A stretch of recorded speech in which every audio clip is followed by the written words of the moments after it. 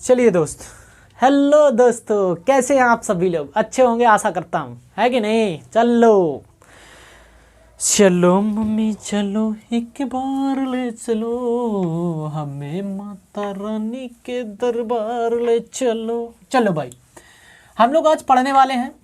क्या पढ़ने वाले हैं?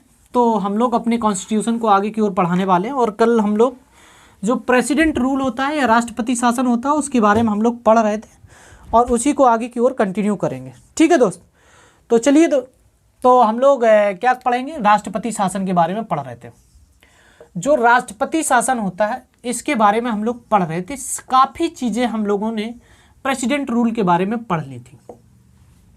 समझिए आप बात को कि राष्ट्रपति शासन जो होता है वो कितने महीने के लिए लगाया जाता है। तो हमने आपको बताया था कि ये जो राष्ट्रपति शासन होता है इसकी घोषणा 60 दिन के अंदर की जाती है, 60 दिन के लिए की जाती है। इसके बाद में संसद का जो कह सकते हैं बहुमत होता है वो उससे साधारण बहुमत से इसे पारित कराना होता है, और पारित जब हो जाता है तो ये 6 महीने के लिए लग जाता है। इस प्रकार से अगर कंडीशन फिर भी सही नहीं होती है तो 6 महीने करके 1 साल तक लगाया जा सकता है। लेकिन 1 साल के बाद अगर कंडीशन, आपको कुल मिला के चुनाव कराना पड़ेगा 1 साल के बाद। लेकिन अगर 2 कंडीशनें उत्पन्न हैं आपके यहाँ, क्या कंडीशन है कि अगर आपके देश में राष्ट्रीय आपातकाल लगा है, या दूसरी कंडीशन, यह जो आपका निर्वाचन है मतलब इलेक्शन कमीशन जो होता है वो इस बात को दे लिखित रूप से कि हम इस राज्य में चुनाव कराना अभी असंभव है, तो फिर क्या होगा? अगर ये दोनों कंडीशन उपस्थित होती हैं तो फिर आपको राष्ट्रपति शासन 1 वर्ष से अधिक समय तक आप बढ़ा सकते हैं। लेकिन जितने बार आप जैसे बढ़ाएंगे तो फिर वो 6-6 माह करके आगे बढ़ता चलेगा। लेकिन आपको हर बार, प्रत्येक बार आपको संसद के विशेष साधारण बहुमत की आवश्यकता होगी। 1/2 सदस्य उसको पारित करेंगे और आगे की ओर चलते चलेंगे। लेकिन जब जैसे ही आगे 1/2 सदस्य इसे पारित करेंगे और आगे की ओर चलेंगे तो ये अधिकतम मैक्सिमम जो है वो 3 वर्ष के लिए ही लगाया जा सकता है। लेकिन अगर 3 वर्ष से अधिक के लिए लगाते हैं आप, तो आपको क्या करना पड़ेगा? संविधान में संशोधन करना पड़ेगा, मतलब कॉन्स्टिट्यूशन अमेंडमेंट करना पड़ेगा। तभी आप क्या कर सकते हैं? तभी आप 3 वर्ष से अधिक राष्ट्रपति शासन को लगा सकते हैं। ठीक, इतनी सारी चर्चाएं हम लोग कर चुके थे और ये भी बताया था कि राष्ट्रपति शासन की न्यायिक समीक्षा हो सकती है। हालांकि क्योंकि डॉक्टर भीमराव अंबेडकर ने इसे मृत पत्र की संज्ञा दी थी, क्योंकि इंदिरा गांधी जी आती हैं, वो भी आपके जो बीजेपी की सरकार होती है जितने राज्यों में उनमें राष्ट्रपति शासन लगा देती है ज़बरदस्ती। वैसे ही आपके क्या करते हैं कि जो मोरारजी देसाई बनते हैं तो वो भी उनकी जो कांग्रेस की राज्य की सरकार होती है उनमें वो भी लगा देती है। तो इस प्रकार से ये गलत यूज इसका किया जाता था। तो इसीलिए भीमराव अंबेडकर जो जी थे उन्होंने क्या कहा था? इसे मृत पत्र की संज्ञा दी थी। ठीक, सबसे पहला पॉइंट आपको ये याद रखना है कि राष्ट्रपति शासन को B.R. अम्बेडकर ने, मतलब भीमराव अंबेडकर जी ने, इसे मृत पत्र की संज्ञा दी थी। मृत पत्र की संज्ञा दी थी। मृत पत्र की संज्ञा दी थी। ठीक, ये बातें आपको याद रखनी है कि किसने राष्ट्रपति शासन को मृत पत्र की संज्ञा दी थी। तो किसने दी थी? भीमराव अंबेडकर ने दी थी। आप सुनो दोस्त, अब आपसे ऐसे याद रखना है कि राष्ट्रपति शासन जो है वो सबसे पहले कहाँ लगाया गया था, किस राज्य में लगा था राष्ट्रपति शासन? देखे जरा, राष्ट्रपति शासन सबसे पहले किस राज्य में लगा था? तो सबसे पहले पंजाब राज्य में लगा था। कहाँ लगा था? पंजाब राज्य में लगा था, और 1951 से लेकर के 52 में लगाया गया था ये। ठीक, याद रखें। अब इसके बाद में अब आपसे पूछा जाए कि सबसे अधिक समय के लिए कहाँ लगा? सबसे अधिक समय के लिए राष्ट्रपति शासन कहाँ लगा? तो सबसे अधिक समय की बात करते तब भी कहाँ लगा है आपका? पंजाब में सबसे अधिक समय के लिए राष्ट्रपति शासन लगाया गया। कितने दिन के लिए लगाया गया? तो लगभग में 5 वर्ष के लिए यहाँ पर राष्ट्रपति शासन लगाया गया था। और हमने ये बताया था कि अगर 3 वर्ष से अधिक राष्ट्रपति शासन लगाते तो आपको संविधान में संशोधन करना पड़ेगा, मतलब कॉन्स्टिट्यूशन अमेंडमेंट करना पड़ेगा। कहने का मतलब है तो यहाँ पर कोई संविधान संशोधन किया गया होगा? बस यस किया गया था। कौन सा? तो 46वां संविधान संशोधन 1989 में आपका एक संविधान संशोधन किया गया था, जिसका नाम क्या था? मतलब जिसे पंजाब में 5 वर्ष के लिए राष्ट्रपति शासन को बढ़ाया गया था आगे की ओर। समझ रहे बात को? अब समझ जरा।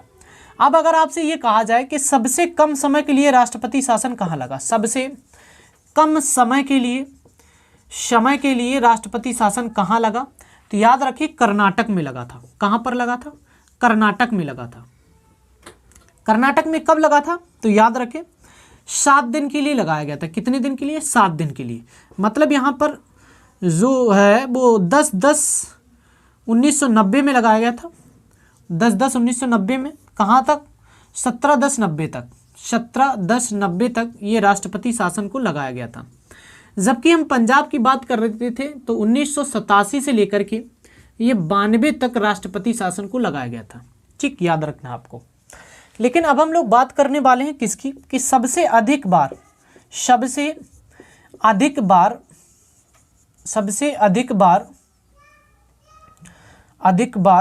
राष्ट्रपति शासन कहाँ लगा। तो याद रखें सबसे अधिक बार की बात करते हैं तो उत्तर प्रदेश में राष्ट्रपति शासन सबसे अधिक बार लगा। कितनी बार लगा है? तो याद रखिए 10 बार राष्ट्रपति शासन उत्तर प्रदेश में लग चुका है। कितनी बार लग चुका? 10 बार राष्ट्रपति शासन कहाँ लगा है? तो उत्तर प्रदेश में 10 बार सबसे अधिक राष्ट्रपति शासन को लगाया गया। समझिए जरा, कहने का मतलब सबसे पहले पंजाब में लगा। सबसे कम समय के लिए कहाँ लगा? तो आपका राष्ट्रपति शासन पंजाब में लगा था 5 वर्ष के लिए। सबसे कम समय के लिए कहाँ लगा? कर्नाटक में 7 दिन के लिए।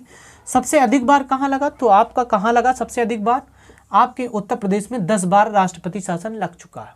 ठीक, तो आप लोगों को ये बातें नोट करनी है और हम लोग क्या है राष्ट्रपति शासन के बारे में पूरी विधिवत रूप से जानकारी ले चुके हैं। क्योंकि कल का भी टर्न था वो हमने राष्ट्रपति शासन के बारे में जाना था, मतलब प्रेसिडेंट रूल के बारे में हम लोगों ने पढ़ा था कल के लेक्चर में भी और आज के में ही आधा हो गया। हालांकि इतना ही हम कह सकते हैं पढ़ेंगे। फिर इसके बाद में जो आपकी फाइनेंशियल इमरजेंसी होती है उसके बारे में हम लोग चर्चा करने वाले हैं। तो पहले इसको नोट करें या स्क्रीनशॉट ले लें, इसके बाद में हम लोग आगे चलते हैं।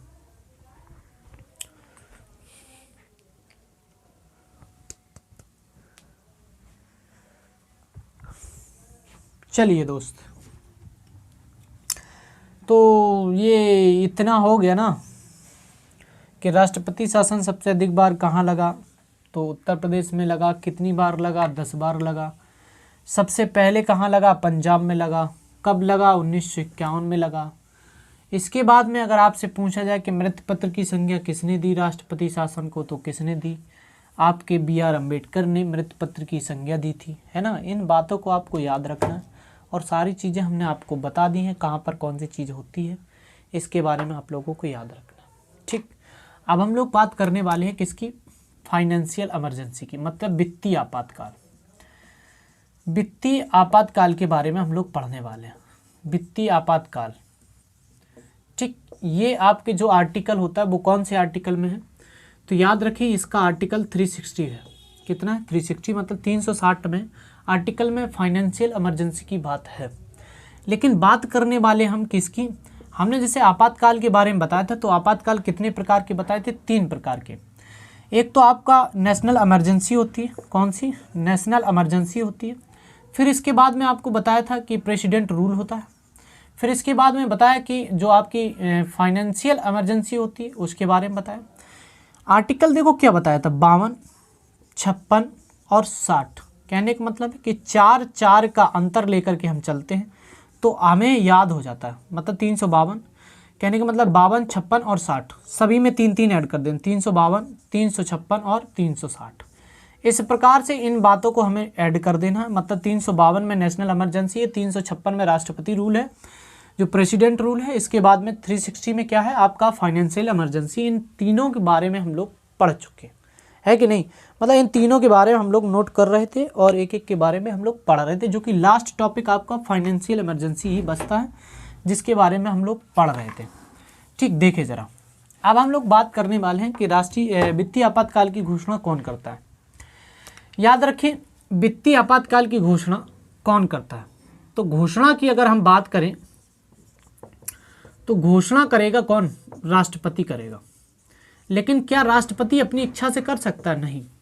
राष्ट्रपति जो घोषणा करेगा तो वो मंत्रिमंडल की लिखित सिफारिश से करेगा। किससे? लिखित सिफारिश से करेगा। ठीक, लिखित सिफारिश जब मंत्रिपरिषद देगी तभी राष्ट्रपति जी क्या करेंगे, यहाँ पर जो वित्तीय आपातकाल है उसकी घोषणा करेंगे। जब ये घोषणा की जाएगी तो कितने समय के लिए होगी, तो याद रखें ये घोषणा 6 माह के लिए होती है। जो आपकी फाइनेंशियल इमरजेंसी की घोषणा की जाती है वो कितने दिन के लिए होती है, 6 माह के लिए इसकी घोषणा की जाती है। समझ में आई बात, मतलब इसकी घोषणा 6 मंथ के लिए स्टार्ट हो जाती है और ये आगे की ओर चलती है। कहने का मतलब है कि जब ये 6 महीने चल जाती है तो फिर क्या होगा, फिर यहाँ पर जो आपकी संसद होती है, संसद को विशेष बहुमत से पारित करना होता है। मतलब विशेष बहुमत की आवश्यकता होती है, विशेष बहुमत से पारित करना होता है।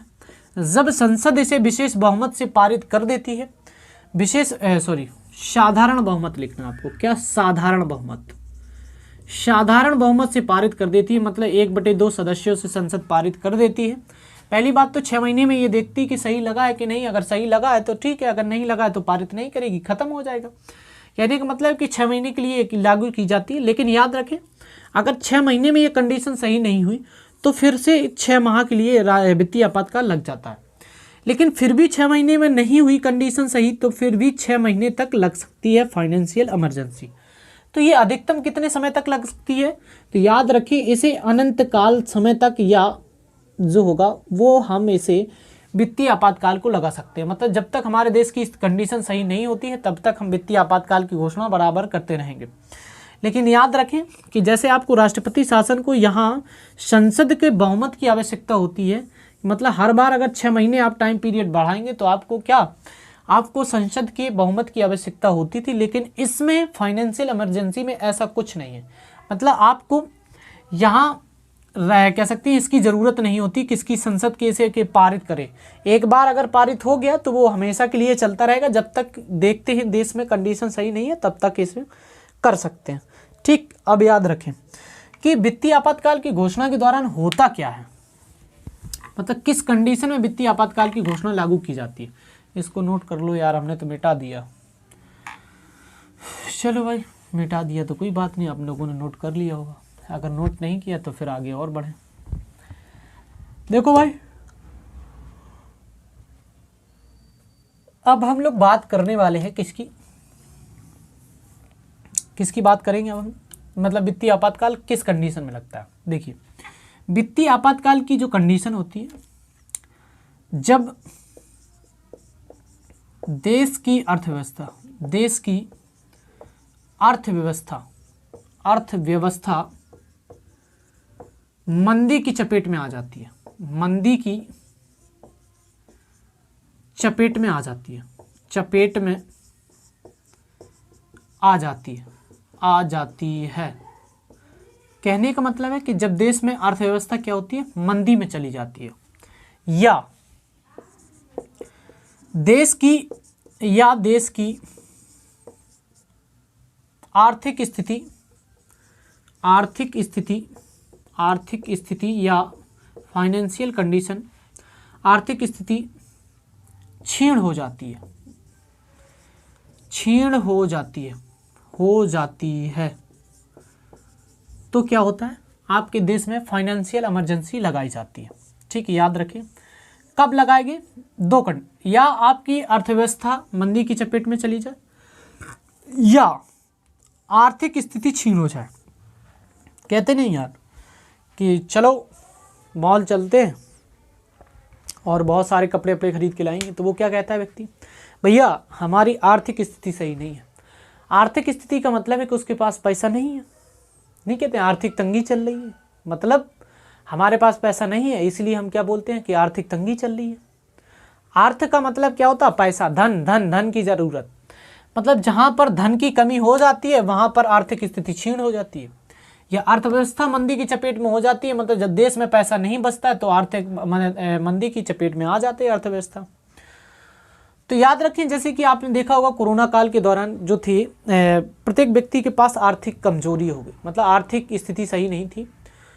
तो जब देश में आर्थिक कह सकते हैं कि जब ये मतलब वित्तीय आपातकाल लगता है तो क्या होता है कि जो सरकार होती है, सरकार लोगों को रोजगार देने का काम करती है। क्यों देने का काम करती है? क्योंकि जो लोग हैं राज्य के, उनकी आर्थिक स्थिति बिल्कुल खराब हो जाती है। अगर सरकार उन्हें रोजगार नहीं देगी तो वो अपना भरण पोषण कैसे करेगी? जब भरण पोषण नहीं कर पाएंगे तो लोग क्या है, मरने लगेगा। सीधी सी बात है, जहाँ हमें कहीं काम नहीं मिलेगा, जब काम नहीं मिलेगा तो हमारे पास पैसा नहीं आएगा, है कि नहीं? पैसा तो तभी आता है जहाँ हमें रोजगार मिले। जब रोजगार मिलेगा तो पैसा आएगा, तो क्या होगा, जो हमारी आर्थिक तंगी होती है वो भाग जाती है। कहने का मतलब है कि सरकार ने कोरोना काल में फिर बहुत सारी योजनाएं चलाई जिसके माध्यम से लोगों को रोजगार दिया। जैसे मनरेगा वगैरह योजनाएं चलाई थी, जिसके माध्यम से जो मजदूर प्रवासी गांव अपने लौटे थे वापस, जैसे आपके गुजरात वगैरह है, हरियाणा है, दिल्ली है, इन राज्यों से जो हमारे मजदूर वापस आए थे, उन्हें सरकार ने गांव में ही रोजगार देने की बात की थी, क्योंकि उनके पास रोजगार उस समय नहीं था। अगर रोजगार सरकार न देती तो वो अपना भरण पोषण कैसे करती? तो और भी देश में आर्थिक स्थिति कमज़ोर हो जाती, मतलब जीडीपी और भी कमज़ोर हो जाती। समझ रहे बात को? जब जीडीपी कमज़ोर हो जाती तो अर्थव्यवस्था में आपकी बहुत ज़्यादा इफेक्ट पड़ता है, जो कि वित्तीय आपातकाल जैसी कंडीशन बन सकती थी। तो कहने का मतलब है कि इस प्रकार की योजनाएं चलाई जाती। कब चलाई जाती है? मतलब जब देश में आर्थिक स्थिति क्षीण हो जाती है तब चलाई जाती है ना? समझ गए आप लोग बात को?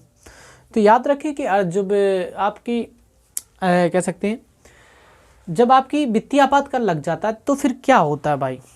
क्या होगा बताइए ज़रा। इसमें क्या होता है, जो कि आपके पदाधिकारी वगैरह होते हैं या जो भी सरकार के कर्मचारी होते हैं, उनके वेतन में कटौती की जाती है। क्या की जा सकती है? जो भी पदाधिकारी होंगे, पदाधिकारी मतलब जो भी पद पर बैठे होंगे अधिकारी, पदाधिकारी के वेतन में कटौती की जाएगी। कटौती की जा सकती है, की जा सकती है।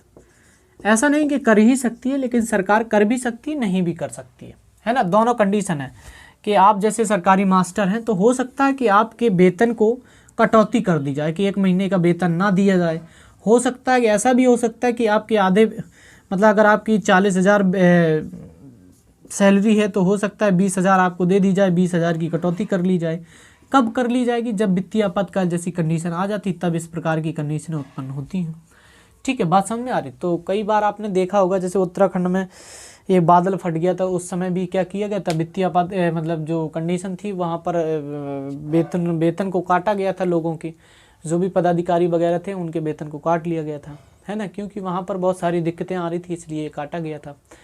लेकिन आपसे कहा था कि जब वित्तीय आपातकाल लग जाती तो क्या मूल अधिकारों पर कोई प्रभाव पड़ता है? तो याद रखें, वित्तीय आपातकाल हो चाहे राष्ट्रपति शासन हो, चाहे राष्ट्रपति शासन हो और चाहे वित्तीय आपातकाल हो, इन दोनों कंडीशन में आपके मूल अधिकारों पर कोई प्रभाव नहीं पड़ता है। मूल अधिकार जो होते हैं, फंडामेंटल राइट जो होते हैं, उन मूल अधिकारों पर कोई प्रभाव नहीं पड़ेगा जब ये दोनों कंडीशन लगी होती हैं।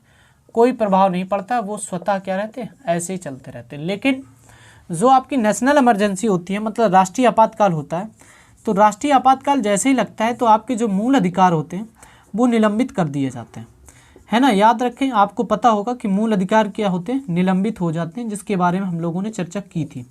और कौन सा मूल अधिकार निलंबित हो जाता है? तो हमने आपको बताया था कि जैसे राष्ट्रीय आपातकाल की घोषणा होती है तो आर्टिकल 358 जो होता है वो सक्रिय हो जाता है, और ये आर्टिकल जो है वो आर्टिकल 19 को लागू करता है, मतलब आर्टिकल 19 को निरस्त करने का काम करता है। कौन सा आर्टिकल? 358।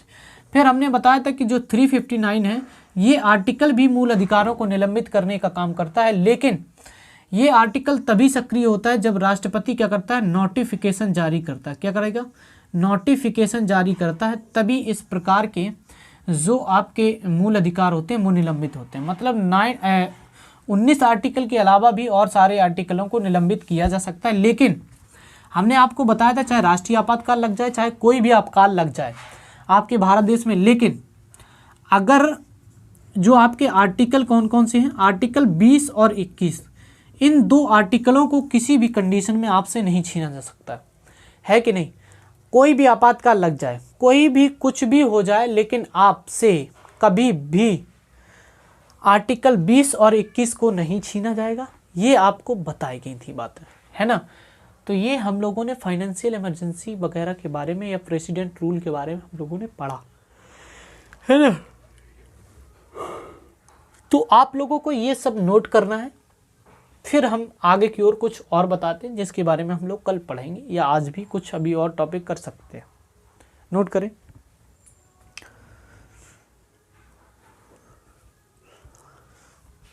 देखिए दोस्त, जैसे हम लोग बात करें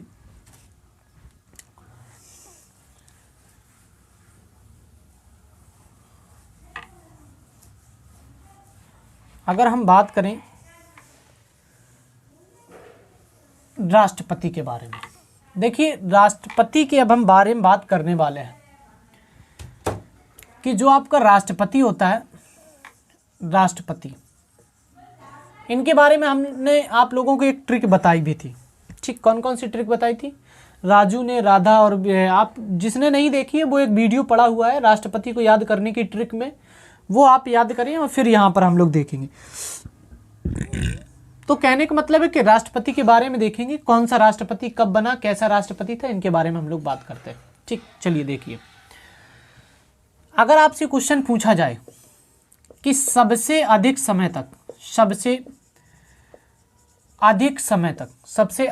तक राष्ट्रपति के पद पर कौन रहा, राष्ट्रपति के पद पर कौन रहा, तो याद रखें डॉक्टर राजेंद्र प्रसाद जो हैं वो सबसे अधिक राष्ट्रपति के पद पर रहते। कितने समय तक रहते हैं? तो 12 वर्ष तक राष्ट्रपति के पद पर रहते।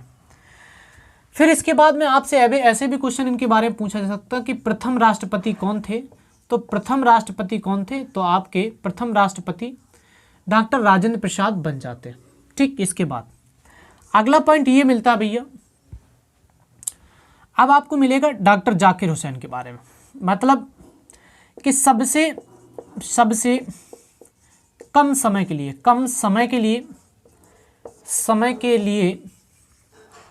लिए राष्ट्रपति कौन बने। तो याद रखें जाकिर हुसैन राष्ट्रपति सबसे कम समय के लिए बने थे, और ये कितने समय के लिए बने थे? तो याद रखें ये 2 वर्ष के लिए राष्ट्रपति बने थे। हालांकि इनके कार्यकाल के दौरान ही मृत्यु हो जाती है। तो याद रखना आपको, ये प्रथम मुस्लिम राष्ट्रपति थे, प्रथम मुस्लिम राष्ट्रपति भी ये थे। ठीक, याद रखें। इसके बाद में आपसे क्वेश्चन ये भी पूछा जा सकता है कि वह पहला राष्ट्रपति कौन था जो अपने पद पर रहते हुए उसकी मृत्यु हुई थी। मतलब ये पद पर रहते हुए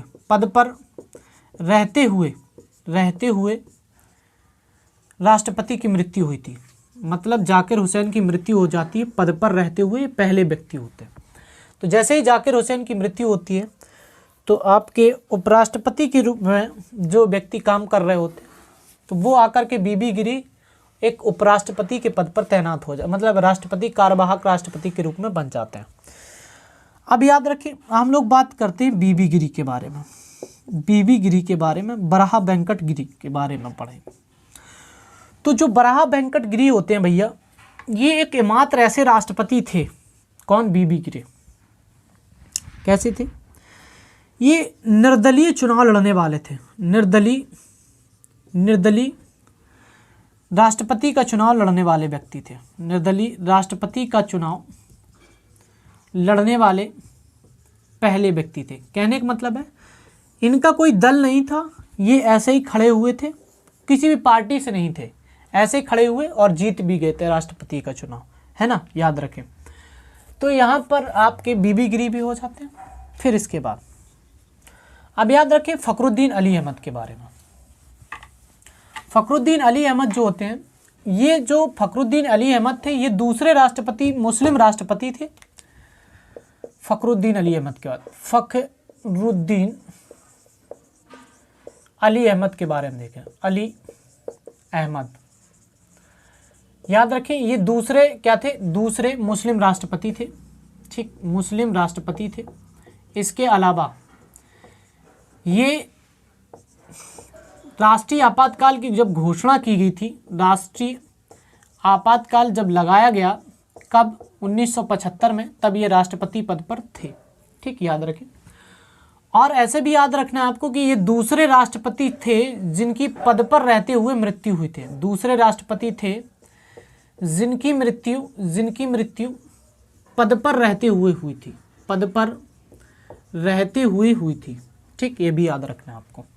फिर इसके बाद देखें अगला पॉइंट क्या मिलता है। अगला पॉइंट भाई ये मिलता है क्या, हम लोग बात करने वाले हैं नीलम संजीव रेड्डी के बारे में। नीलम संजीव रेड्डी के बारे में। नीलम संजीव रेड्डी जो होते हैं ये क्या निर्विरोध चुने जाने वाले पहले राष्ट्रपति थे। चुने जाने वाले पहले राष्ट्रपति थे। कहने का मतलब है कि इनके विरोध में जब ये राष्ट्रपति का चुनाव लड़े तो कोई भी इनके विरोध में नहीं खड़ा हुआ, मतलब ये निर्विरोध राष्ट्रपति का चुनाव जीते थे। इसके बाद अब पहुंचे कहाँ, अब हम पहुंचते हैं जो आर के नारायण होते हैं, के आर नारायण के पास। के आर नारायण जो होते हैं ये पहले दलित राष्ट्रपति थे। कैसे? पहले दलित राष्ट्रपति थे। दलित राष्ट्रपति कौन थे? तो के आर नारायण थे। ठीक, याद रखें। और देखें एपीजे अब्दुल कलाम के बारे में। एपीजे अब्दुल कलाम, ये अब्दुल कलाम जो थे ये एकमात्र ऐसे व्यक्ति थे, मतलब एकमात्र ऐसे राष्ट्रपति थे जो या जिनका राजनीति से कोई संबंध नहीं था। राजनीति से कोई संबंध नहीं था, कोई संबंध नहीं था। कौन? जो आपके एपीजे अब्दुल कलाम थे। इसके बारे में अगला पॉइंट देखें। अब पहुंचते हैं प्रतिभा सिंह पाटिल के पास। प्रतिभा सिंह पाटिल जो होती हैं ये पहली महिला राष्ट्रपति थी। पहली महिला राष्ट्रपति थी। कौन? प्रतिभा सिंह पाटिल जी। ठीक, तो बस दोस्त इतने ही पॉइंट थे आपके जो आप लोगों को याद करने हैं। तो इन पॉइंटों को आप नोट कर लें। फिर कुछ और बताते हैं। मतलब 6 व्यक्ति ऐसे हुए जो उपराष्ट्रपति से राष्ट्रपति के पद पर आए थे, उनके बारे में और देखते हैं। और कार्यवाहक राष्ट्रपति कौन कौन बने उनके बारे में भी हम लोग देखेंगे। ठीक, नोट करें। चलिए भाई देखिए जरा कि मतलब वहाँ कौन कौन व्यक्ति थे जो क्या हुए थे, जो मतलब वह व्यक्ति जो उपराष्ट्रपति से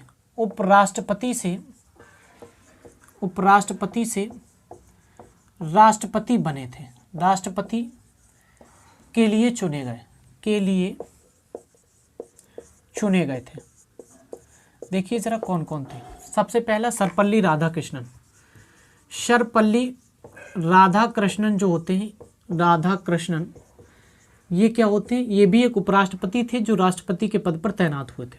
इसके बाद फिर आपके जाकिर हुसैन भी क्या थे? जाकिर हुसैन भी एक क्या थे? उपराष्ट्रपति थे जो राष्ट्रपति के रूप में आए। इसके बाद में जो आपके बीबी गिरी थे, बीबी गिरी भी एक उपराष्ट्रपति थे जो राष्ट्रपति के पद पर आए। इसके बाद में जो आपके आर वेंकटरमन थे, आर वेंकटरमन ये भी आपके क्या थे? एक उपराष्ट्रपति थे जो राष्ट्रपति के पद पर आए। इसके बाद शंकर दयाल शर्मा भी एक उपराष्ट्रपति थे जो राष्ट्रपति के पद पर आए। इसके बाद के आर नारायण जो भी थे ये भी क्या होते हैं? ये भी एक उपराष्ट्रपति थे और राष्ट्रपति बने थे। कुल मिलाकर के ये 6 व्यक्ति हो जाते हैं लगभग। 1 2 3 4 5 और 6, ये 6 व्यक्ति हुए जो उपराष्ट्रपति थे लेकिन राष्ट्रपति का पद ग्रहण किया था इन लोगों ने। ठीक, तो इनको आप याद करें, फिर आगे की ओर चलेंगे, है ना। चलिए दोस्त नोट करें इसको जल्दी से। देखिए ज़रा हम लोग बात करने वाले हैं कि वह कौन कौन से व्यक्ति थे जो जो कार्यवाहक राष्ट्रपति के रूप में पद ग्रहण किया था। कार्यवाहक राष्ट्रपति के रूप में कौन कौन बने? तो 3 कार्यवाहक राष्ट्रपति बने। कितने? 3। याद रखें कौन कौन। सबसे पहला आपको याद रखना है किसके बारे में? बीबी गिरी। बीबी गिरी जो होते हैं वो राष्ट्रपति बनते हैं। उपराष्ट्रपति मतलब ये उपराष्ट्रपति थे, कार्यवाहक राष्ट्रपति के रूप में बनते हैं। फिर इसके बाद में होता क्या, जब ये उपराष्ट्रपति के पद से, ये राष्ट्रपति के पद से इस्तीफा देते तो एम हिदायतुल्ला जो होते हैं, ये मुख्य न्यायाधीश थे, मतलब सीजीआई थे, मतलब जो आपके चीफ जस्टिस ऑफ इंडिया थे।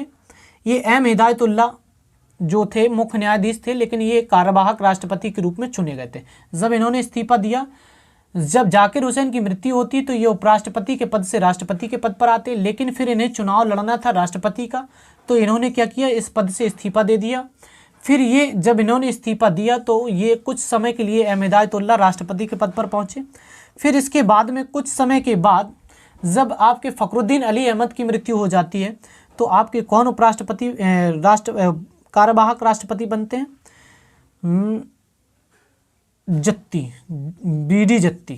बीडी जत्ती जो होते हैं वो कार्यवाहक राष्ट्रपति के रूप में बनते हैं।